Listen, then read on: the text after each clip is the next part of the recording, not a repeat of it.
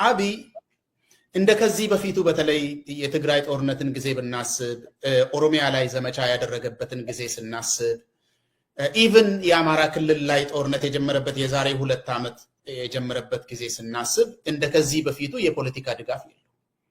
ከፍተኛ የሆነ ከዚያም ከዚህም የተሰባሰበ የፖለቲካ ድጋፍ ነበረ። አንዱን ሌላው ላይ የማዝመት ሁኔታ ነበረ። አሁን ይሄ ጨርሶ የተነነ ነው የሚመስለው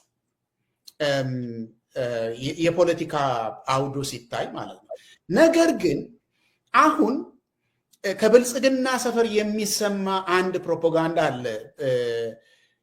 ሐሳቡ የፖለቲካ አካሄዱን ለሚያውቅ ሰው ለተረዳ ሰው ብዙም አስቸጋሪ ነው ብዬ አላስብም። ነገር ግን ቢያንስ በተለይ ኦሮሚያ ውስጥ የሚነዛ ፕሮፓጋንዳ ስለሆነ ሌሎቹም የሚሰሙት ነገር ስለሆነ የተለያየ አካባቢ የሚሰማ ስለሆነ ሌሎቹን ለማስደንገጥም ጭምር የሚጠቀሙት ስለሆነ እዛ ላይ አንድ ሀሳብ እንድትሰጠኝ ነው። ቡልጉ ካባ የሚባል ነገር ተፈጥሯል። ማለት የሰሜን ጭራቅ እየመጣብን ነው የሚል ፕሮፓጋንዳ በስፋት እየተነዛ ነው ያለው። ብልጽግና መዋቅር ካድሬዎቹ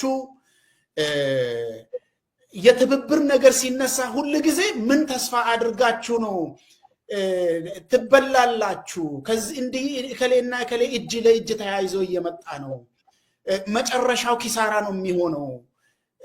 ስለዚህ ኦሮሚያን ማጠናከር ውስጥ ያለውን ነገር ማድረግ ማስተባበር ይሻላል። በእጅ አዙር አብይ ስር ተመልሰን እንሰባሰብ የሚል መልእክት አለ። ማለት ያለውን ነገር አውጥተን እንድንናገር ብዬ ነው። እንደዚህ የሚናገሩ ሰዎች አንዳንዶቹ የሰላም ነገር የአንድነት ነገር የሚያወሩት ነው የሚመስል። የማትጠብቃቸው ሰዎች ሁሉ እንደዚህ አይነት ወሬ እያወሩ ነው ባለፉት ሳምንታት እስከ ዛሬ ድረስ እና በእጅ አዙር አብይ ስር እንሰባሰብ አጌንስት ሌሎቹ የፖለቲካ ኃይሎች ማለት ነው። የገደለ እሱ ሆኖ እያለ የፖለቲካ ፓርቲዎች ቢሮ የዘጋ የሚገድል የሚነቅል የሚያዋርድ የሚዘልፍ እሱ ሆኖ እያለ ከእስር ቤት አውጥቶ የሚገድል በግልጽ አመራር የሚሰጥ የሸኔን ቤተሰብ እስሩ ብሎ በግልጽ አመራር የሚሰጥ ለምን ድምፃችሁን አጥፍታችሁ አትገሉም? ለምን ታስጮሁብናላችሁ? የሚል ማለት የታወቀ ነው፣ ላለመድገም ማለት ነው። አሁን በቴን ገለው ፎቶውን ያሳይ ሁኔታን አስብ። ይሄንን ያደረገን ሰውዬ እንደገና ጭራቅ መጥቶብሃል፣ ይሄንኑ ሰውዬ ይሻልሃል የሚል የፕሮፓጋንዳ ዘመቻ ተጀምሯል። አሁን የሰውየው ፖለቲካ ለገባቸው ሰዎች ይሄ ጥቅም አለው ብዬም ብዙ ጊዜህን አልፈጅም። ነገር ግን ለኦርዲነሪ ሰው የሚመስል ነገር ሊሆን ይችላል ወይ? ምን ትላለህ እዚህ ላይ? አይ ቲንክ አንድ ጭራቅ ነው ያለው፣ እሱም 4 ኪሎ ነው ያለው።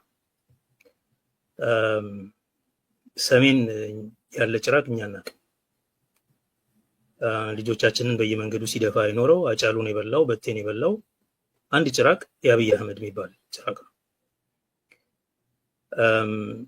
ከሰሜን የሚመጣ ጭራቅ የሚባለው እንግዲህ ምናልባት ከትግራይ ከአማራ ከእነሱ እንደሚሉት አሁን ከኤርትራ እነዚህ ተባብረዋል የሚሉት ነገር አለ።